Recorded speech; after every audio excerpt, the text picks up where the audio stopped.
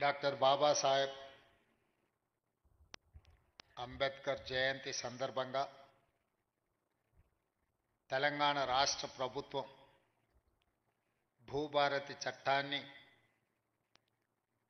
69 లక్షల తెలంగాణ రైతాంగ కుటుంబాలకు అంకితం చేయడానికి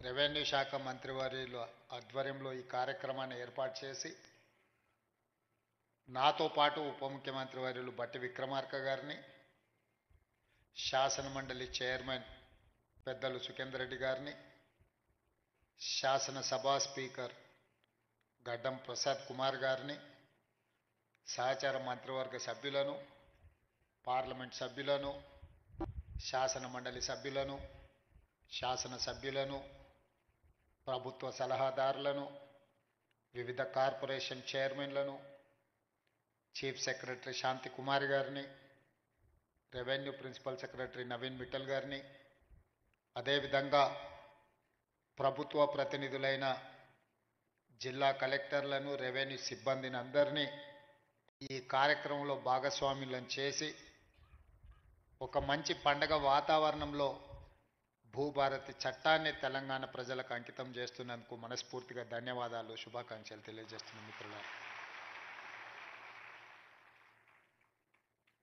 మిత్రులారా,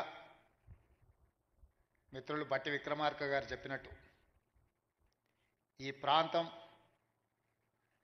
వందల సంవత్సరాల నుంచి జరిగిన పోరాటాలన్నీ కూడా భూమి చుట్టూతోనే పరిభ్రమించినాయి. ఆనాటి కొమరం భీముడు జల్ జమీన్ జంగల్ అనే నినాదంతో పోరాటాలు చేసిన ఆ తర్వాత నిజాం ప్రభువులకు వ్యతిరేకంగా భూమి కోసం, భుక్తి కోసం, విముక్తి కోసం చాకలి ఐలమ్మలు, దొడ్డి కొమరయ్యలు గలమెత్తిన ఆ తర్వాత ప్రజాస్వామిక దేశంలో దున్నేవాడికే భూమి అని కమ్యూనిస్టు సోదరులు పోరాటాలు చేసిన ఈ పోరాటంలో అమరులైన ప్రతి ఒక్కరూ భూమితో తమకు ఉన్న అనుబంధాన్ని ఆధారంగా చేసుకొని చేసిన పోరాటాలు. ఆ పోరాటాల నుంచి పుట్టుకొచ్చిన రెవెన్యూ చట్టాలు ప్రజల యొక్క సమస్యల్ని శాశ్వతంగా పరిష్కరించే దిశగా ఉండాలి అని చెప్పి ఆనాడు కాంగ్రెస్ ప్రభుత్వం, శ్రీమతి ఇందిరాగాంధీ గారు భావించారు. భూమి అనే చర్చ ఎప్పుడొచ్చినా బూరుగుల రామకృష్ణారావు గారు కావచ్చు, పి నరసింహారావు గారు కావచ్చు, శ్రీమతి ఇందిరాగాంధీ గారి నేతృత్వంలో జరిగిన భూసేకరణ, ఒకనాడు వేలాది ఎకరాలు జమీందారులు, జాగీర్దారులు, భూస్వాముల దగ్గర ఉన్న భూములను అగ్రికల్చర్ సీలింగ్ యాక్ట్ తీసుకొచ్చి భూ పరిమితి చట్టాలు తెచ్చి వాళ్ళ దగ్గరున్న లక్షలాది ఎకరాలను ప్రభుత్వం వాళ్ళ నుంచి తీసుకొని దళితులకు, గిరిజనులకు, ఆదివాసీలకు, బలహీన వర్గాలకు ఆత్మగౌరవం తెచ్చే భూ కేటాయింపులు కాంగ్రెస్ ప్రభుత్వం, శ్రీమతి ఇందిరాగాంధీ గారు చేపట్టారు. అదేవిధంగా వారసత్వంగా వచ్చిన భూములు కావచ్చు, తమ శ్రమతో కొనుగోలు చేసిన భూములు కావచ్చు, అటవీ భూమి హక్కుల చట్టం ప్రకారం ఆదివాసీలకు ఇచ్చిన పోడు భూముల పట్టాలు కావచ్చు, ఈ అన్ని భూముల యొక్క హక్కులను రెవెన్యూ శాఖ భద్రంగా పొందుపరిచి వాళ్ళ హక్కులను ఆనాడు పటేల్ పట్వారీ వ్యవస్థలో గ్రామాలలో పట్వారీలు భూముల వివరాలను నమోదు చేసేవాళ్ళు. ఆ పట్వారీలు నమోదులు చేసిన భూముల వివరాలు పటేల్ పట్వారీ వ్యవస్థ రద్దు కావడంతో గ్రామాలలో ఉండే రెవెన్యూ రికార్డులన్నీ కూడా మండల కేంద్రాలకు, మండల వ్యవస్థ వచ్చిన తర్వాత మండలాలకు తరలిపోయినాయి. భూమికి సంబంధించి ప్రభుత్వం ఆ తర్వాత తీసుకొచ్చిన పరిణామాలలో విఆర్ఓ, విఆర్ఏలను తీసుకొచ్చి ప్రభుత్వ అధికారులుగా, ప్రభుత్వ ప్రతినిధులుగా గ్రామాలలో ఉండే భూముల యొక్క సమాచారాన్ని సేకరించి మండల కేంద్రాలలో మండల రెవెన్యూ ఆఫీసర్సు లేదా తహసీల్దార్ దగ్గర భద్రపరిచారు. చాలా వరకు భూ వివాదాలు ఉన్న కోర్టు కేసుల్లో ఉన్న భూములు తప్పితే 95% భూములకు సంబంధించిన వివరాలు ప్రక్షాళన చేసి 4-5 దశాబ్దాలు ఈ భూముల యొక్క వివరాలను సేకరిస్తూ ప్రక్షాళన చేసి ప్రజలకు ఈ రికార్డులను అందుబాటులో పెట్టారు. ఉన్న పలంగా తెలంగాణ రాష్ట్రం వచ్చిన తర్వాత పాలకుల మెదడులో కదిలిన ఆలోచన 2020 భూముల యొక్క చట్టాలను అన్నిటిని కూడా ROR యాక్ట్ను మారవాలన్న ఆలోచన. రెవెన్యూ చట్టాలను మారవడమే కాదు, ఆనాడు ప్రవేశపెట్టిన ధరణి అనే ఒక యాప్ ఈ ప్రాంత ప్రజలకు రైతులకు ఒక పీడకలగా మారి, ఇంతకుముందు మిత్రులు బట్టి విక్రమార్క గారు చెప్పినట్టు ఒక తహసీల్దార్ మీదనే పెట్రోల్ పోసి తగలబెట్టే పరిస్థితి. ఇబ్రహీంపట్నంలో ఈ ధరణి భూతంలో వచ్చిన మార్పులు జంట హత్యలకు కారణమైంది.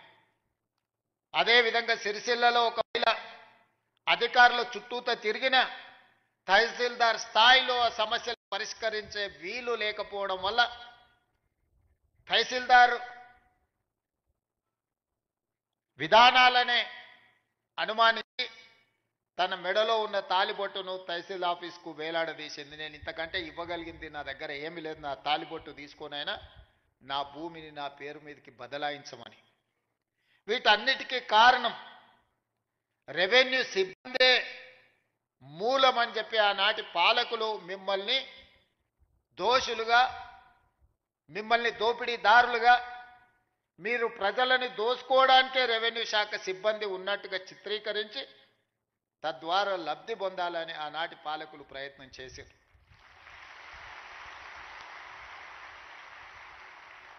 ఇక్కడున్న రెవెన్యూ సిబ్బందిని, తెలంగాణ రైతాంగాన్ని నేను అడుగుతున్నా. దాదాపుగా 65 సంవత్సరాలు మన భూములకు సంబంధించిన వివరాలు, మన భూముల ఖాతాలు, 69 లక్షల కమతాలకు సంబంధించిన వివరాలను ఈ రెవెన్యూ సిబ్బందే కాపాడారు కదా. వీళ్ళే కదా మన హక్కులను భద్రంగా పొందుపరిచింది.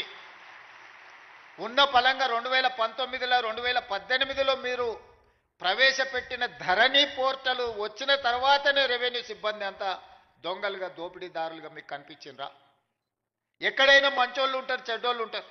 సమాజంలో 2%, 3%, 5%, 10%, అది రెవెన్యూ కావచ్చు, పంచాయతీరాజ్ కావచ్చు, ఇతర ఏ శాఖలో కావచ్చు, రాజకీయాలలో కావచ్చు, కొంతమంది చెడ్డవాళ్ళు ఉండొచ్చు. అంత మాత్రాన మొత్తం వ్యవస్థనే మనం తప్పుపడతామా? చెడ్డవాళ్ళుగా ఉన్న వాళ్ళని శిక్షించుకుంటూ, వాళ్ళ అవకాశాలు తగ్గించుకుంటూ, శాఖలను ప్రక్షాళన చేసుకుంటూ ముందుకు వెళ్ళాలి. ఇంట్లో ఒకవేళ ఎలక దూరితే ఇల్లు తగలబెట్టుకోం కదా, పొగబెట్టి ఆ ఎలకను పట్టుకునే ప్రయత్నం చేయాలి తప్ప ఇల్లు తగలబెట్టుకునే విధానం ఎక్కడైనా మనం చూసినామా? మరి గత ప్రభుత్వం మిమ్మల్ని దోషులుగా, మిమ్మల్ని బూచీగా చూపించి చట్టాలను మార్చి, ఆ చట్టాలను కొద్దిమందికే చుట్టాలుగా మార్చి వేలాది ఎకరాలను కొల్లగొట్టే ప్రయత్నం జరిగిన మాట వాస్తవం కాదా? అందుకే ఎన్నికల కంటే ముందు సమ్మక్క సారలమ్మ ఆశీర్వాదంతో నేను పాదయాత్ర మొదలుపెట్టి, ఆ తర్వాత ఆదిలాబాద్ నుంచి ఖమ్మం జిల్లా వరకు మా మిత్రుడు బట్టి విక్రమార్క గారు పాదయాత్ర చేసినప్పుడు పేదవాళ్ళు, ముఖ్యంగా దళితులు, గిరిజనులు, ఆనాడు పోడు భూముల పట్టాలు పొందిన వాళ్ళు కావచ్చు, ఇందిరమ్మ రాజ్యంలో ఆనాడు అసైన్మెంట్ భూములు దాదాపుగా 25 లక్షల ఎకరాలు పేదలకు పంచిపెట్టిన వాళ్ళు కావచ్చు, లేదా స్వకష్టార్జితంతో సంపాదించుకున్న సొమ్ముతో కొనుగోలు చేసిన భూముల వివరాలు చిన్న చిన్న సమస్యలతోని శాశ్వతంగా తమ భూమి తమది కాదు అని తెలిసినప్పుడు వాళ్ళ ఆవేదన, వాళ్ళ దుఃఖం వర్ణాతీతం. తను కష్టపడి జీవితాంతం తనకు గ్రామంలో గుర్తింపు, గౌరవాన్ని తెచ్చిపెట్టిన తన సొంత భూమి తనది కాకుండా పోతున్నప్పుడు ఆ భూ యజమాని యొక్క బాధను మనం అర్థం చేసుకోవాలి. నాడు ప్రభుత్వంలో ఉన్న పెద్దలకు శాసనసభలో చర్చల సందర్భంగా కానీ ఇతర ప్రజాప్రభుత్వ కార్యక్రమాలలో ఎంత మాత్రం చెప్పినా వాళ్ళ చెవికి ఎక్కలేదు. అందుకే చివరగా మేము చెప్పినాం, మా ప్రభుత్వం వస్తుంది, ధరణిని ఆనాటి ప్రభుత్వం చేసిన చట్టాన్ని బంగాళాఖాతంలో ఇసురుతామని. వాళ్ళు చేసింది తప్పు, దాన్ని బంగాళాఖాతంలో విసరడం పెద్ద విషయం కాదు. ఈనాడు మనం చేస్తున్న చట్టం పేదలకు చుట్టాలుగా ఉండాలి, పేదవాడి సమస్యని పరిష్కరించాలి, పేదవాడికి అనుకూలంగా సరళంగా ఉండాలి. దాన్ని అమలు చేసే రెవెన్యూ సిబ్బంది కూడా దీని పట్ల అవగాహన పెంపొందించుకొని దాన్ని అమలు చేయాలన్న ఆలోచనతోని నిరంతరం కమిటీలను కోదండరెడ్డి గారి నేతృత్వంలో రేమండ్ పీటర్ గారిని, సునీల్ని, చాలామంది సిబ్బందిని, అనుభవజ్ఞులను, ఐఏఎస్లను పెట్టి ఈ చట్టాలను వివిధ రాష్ట్రాలలో ఉన్న వాటిని కూడా పరిశీలించి ఆనాడు నిజాం పాలన నుంచి ప్రజాస్వామ్య ప్రభుత్వంలోకి వచ్చిన తర్వాత కూడా జరిగిన మార్పులు చేర్పులను, చట్టాలను నిశితంగా పరిశీలించి వాటన్నిటిని కూడా ఒక అవగాహన కల్పించుకొని ఈరోజు నూతన ఆర్ఓఆర్ యాక్ట్ను ఈరోజు మనము తీసుకురావడం జరిగింది. ఈరోజు భూభారతి ఈ సమస్యలకు శాశ్వత పరిష్కారాన్ని చూపించాలన్న ఆలోచనతోటే ఈరోజు డాక్టర్ బాబాసాహెబ్ అంబేద్కర్ జయంతి సందర్భంగా మనం ప్రారంభించుకుంటున్నాం. దీనికి సంబంధించి వివిధ సందర్భాలలో ప్రజలను సంప్రదించి ప్రజాభిప్రాయాన్ని సేకరించి ప్రజల నుంచి వచ్చిన సమాచారాన్ని క్రోడీకరించి ఈరోజు చట్టాలను తయారు చేసి ఈ చట్టాలు ప్రజలకి శాశ్వత పరిష్కారాన్ని చూపించాలన్న ఆలోచనతో మా ప్రభుత్వం ఈరోజు ప్రజలకు అంకితం చేస్తుంది. ఈరోజు 4 మండలాలలో పైలట్ ప్రాజెక్టుగా గ్రామాన రెవెన్యూ సిబ్బంది వెళ్ళి అక్కడ అధికారులు ప్రజలను కలిసి వాళ్ళ నుంచి విజ్ఞప్తులు తీసుకొని వాటిని పరిష్కరించే విధంగా ఈరోజు కలెక్టర్లకు ఆదేశాలు ఇవ్వడం జరిగింది.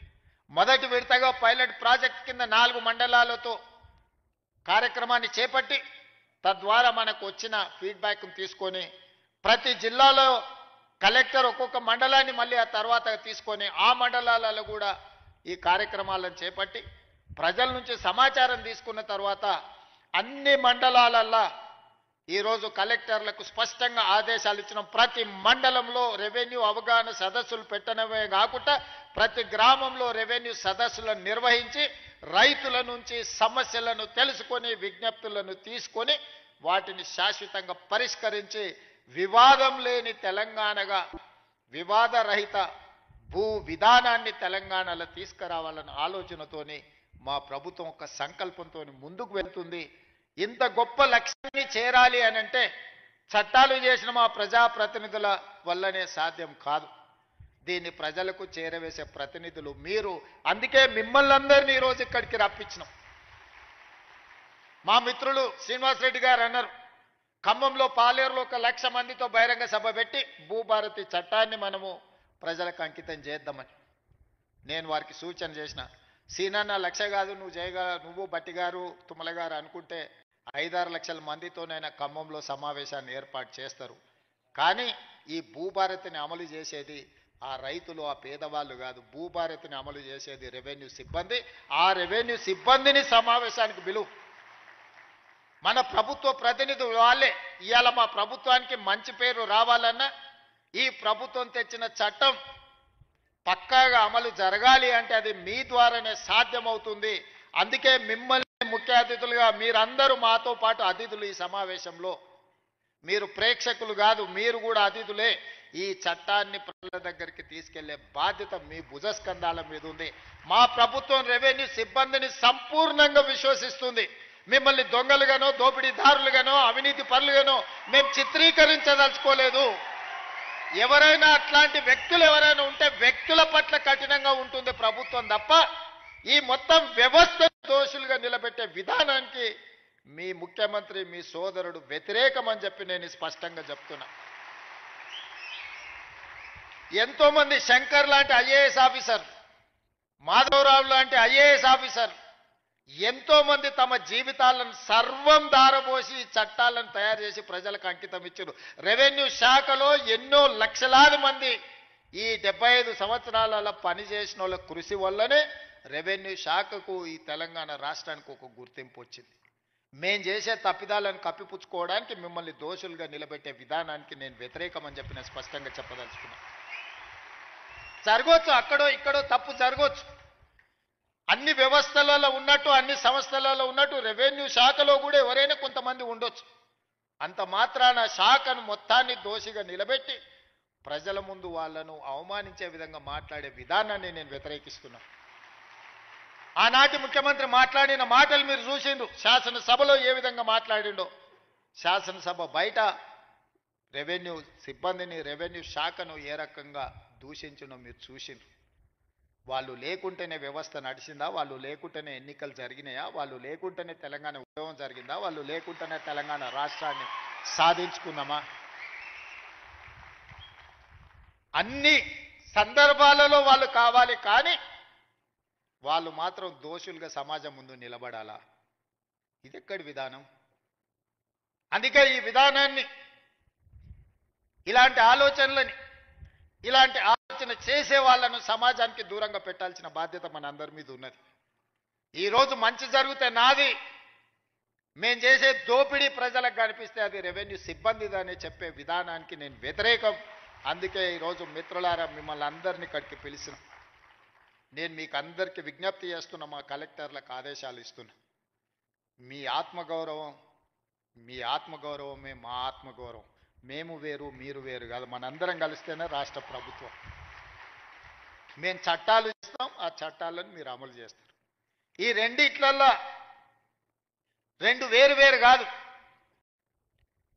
ఒక మనిషికి రెండు కళ్ళు ఎంత ముఖ్యమో తెలంగాణలో ఉన్న 69 లక్షల రైతులకు రాష్ట్ర ప్రభుత్వము, రెవెన్యూ సిబ్బంది రెండు కళ్ళ లాంటి వాళ్ళు.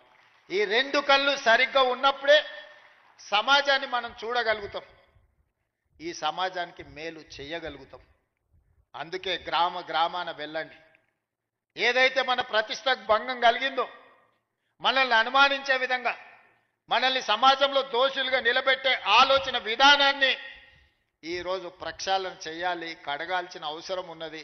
ఆ ప్రజల దగ్గరికి వెళ్ళి ప్రజా దర్బార్లు నిర్వహించి రెవెన్యూ సదస్సుల ద్వారా ప్రజల సమస్యలు తెలుసుకొని ఎవరి భూమి వాళ్లకు పక్కాగా లెక్క ప్రకారం లెక్క రాద్దాం. ఈరోజు కొత్త విధానాన్ని తీసుకొచ్చినాం. ఆధార్ కార్డు ప్రతి ఒక్కరికి గుర్తింపుగా ఈరోజు ఆధార్ కార్డు తీసుకొచ్చినాం. ఈరోజు భూమికి భూదారు తీసుకొస్తున్నాం. ఆధారం మనిషికి ఎట్లా గుర్తింపో భూమికి కూడా భూదారు నెంబర్ ఇచ్చి ప్రతి కమతానికి ఒక ప్రత్యేకమైన నెంబర్ ఇచ్చి ఆ భూమి యొక్క వివరాలన్నిటి కూడా అందులో పొందుపరిచే విధానాన్ని తెచ్చుకుందాం. ఇంత సాంకేతిక విప్లవం ఉన్నప్పుడు అదో పెద్ద సమస్యనా? ప్రతి భూమిని మెజర్మెంట్ చేసి సరిహద్దులు నిర్ణయించి ఇండ్ల ప్లాట్లకు చేస్తలేమా? ఇండ్ల ప్లాట్లకు సరిహద్దులు నిర్ణయించినప్పుడు భూమి కొలతలతో పక్కాగా రిజిస్ట్రేషన్ చేసుకోగలిగినప్పుడు వ్యవసాయ భూమిని కూడా పక్కాగా కొలిసి దానికి సరిహద్దులు నిర్ణయించడం పెద్ద సమస్యన? మన రెవెన్యూ సిబ్బంది చేయలేరా ఈ పని? దీన్ని మనకు అసాధ్యమా? తెలంగాణ రాష్ట్రం సాధించిన రెవెన్యూ సిబ్బందికి భూమి హద్దులు నిర్ణయించేది, తెలంగాణ రాష్ట్ర హద్దులే నిర్ణయించగలిగిన రెవెన్యూ శాఖ సిబ్బంది భూమి యొక్క హద్దుల్ని నిర్ణయించడంలో పెద్ద సమస్య ఏముంటుందని నేను అడుగుతున్నా. అందుకే రాబోయే రోజుల్లో ప్రతి భూమిని పక్కాగా కొలతలేసి హద్దులు నిర్ణయించి దానికి సంబంధించిన రిజిస్ట్రేషన్ డాక్యుమెంట్ చేసి భవిష్యత్తులో ఎలాంటి సమస్యలకు తావు లేకుండా, ఎలాంటి వివాదాలకు చోటు లేకుండా మన చట్టాన్ని బలోపేతం చేసుకుందాం. కొంతమంది వ్యక్తులు దురుద్దేశంతో ఈ రెవెన్యూ శాఖ మీద సృష్టించిన అపోహలను తొలగించుకునే బాధ్యత మన అందరి మీద ఉన్నది.